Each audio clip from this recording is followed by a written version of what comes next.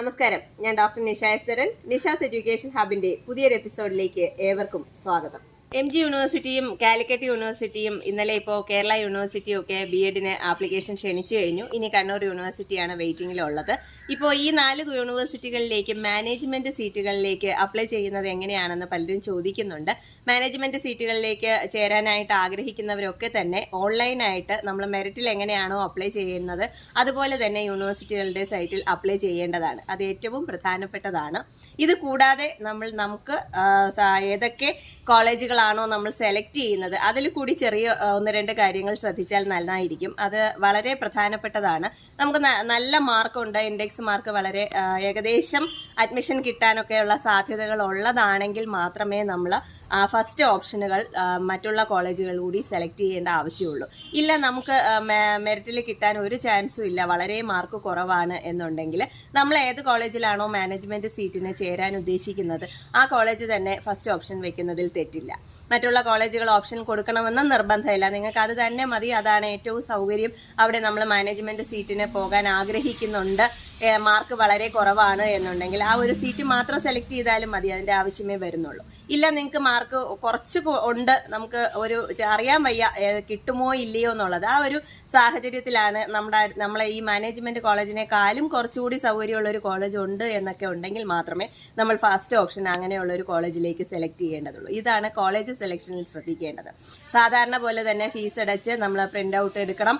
അതുപോലെ ഫീസിന്റെ റെസിപ്റ്റും ഒക്കെ കയ്യിൽ സൂക്ഷിക്കണം. ഈ 2 കാര്യങ്ങളും നമുക്ക് അഡ്മിഷൻ സമയത്ത് സാധാരണ മെറിറ്റ് സീറ്റിൽ എങ്ങനെയാണോ കുട്ടികൾക്ക് വേണ്ടത് അതുപോലെ തന്നെയാണ് മാനേജ്മെന്റ് സീറ്റിന്റെ കാര്യത്തിലും വേണ്ടുന്നത്. ഇനി പ്രധാനമായിട്ടും ശ്രദ്ധിക്കേണ്ടത്, ഇത് ഓൺലൈനിൽ അപ്ലൈ ചെയ്ത് നമ്മൾ വീട്ടിൽ കാത്തിരുന്നാൽ മാനേജ്മെന്റ് സീറ്റ് നമുക്ക് കിട്ടത്തില്ല.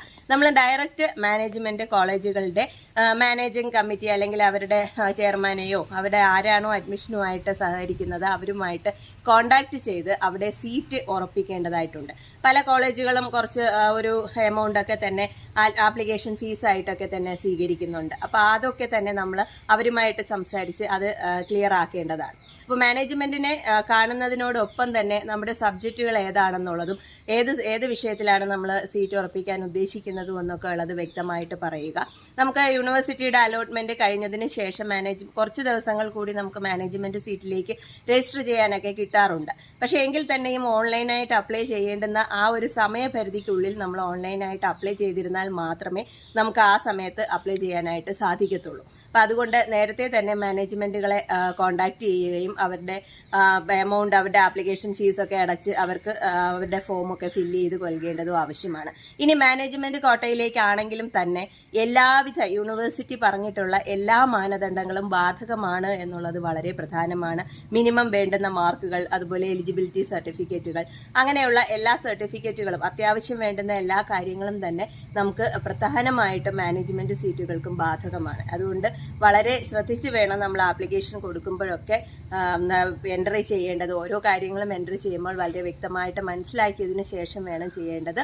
അതിന് എന്തെങ്കിലുമൊക്കെ സംശയങ്ങൾ നിങ്ങൾക്കുണ്ടെങ്കിൽ നിങ്ങളുടെ കമൻറ്റ് ബോക്സിലേക്ക് എത്തിച്ചാൽ അറിയാവുന്നതൊക്കെയാണ് അല്ലെങ്കിൽ കളക്ട് ചെയ്യാൻ പറ്റുന്നതൊക്കെ ആണെങ്കിൽ ഡേറ്റ കിട്ടുന്നതാണെങ്കിൽ ഞങ്ങൾ അറിയിക്കുന്നതാണ്.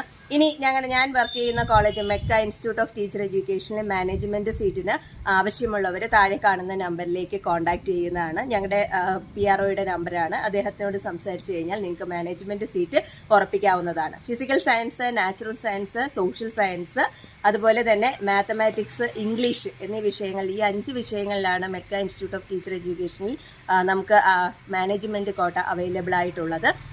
ഒരു സബ്ജക്റ്റിന് 5 സീറ്റ് വീതം അവൈലബിൾ ആണ്. കോൺടാക്ട് ചെയ്യുന്നവർ എത്രയും പെട്ടെന്ന് താഴെ കാണുന്ന നമ്പറിൽ കോൺടാക്ട് ചെയ്യുക. എന്തെങ്കിലും സംശയങ്ങളുള്ളവർ കമന്റ് ബോക്സിലേക്ക് ഇട്ടാൽ ഞങ്ങൾ അതിനനുസരിച്ച് മറുപടി തരുന്നതാണ്. ഏവർക്കും നിഷാസ് എഡ്യൂക്കേഷൻ ഹബിന്റെ ആശംസകൾ.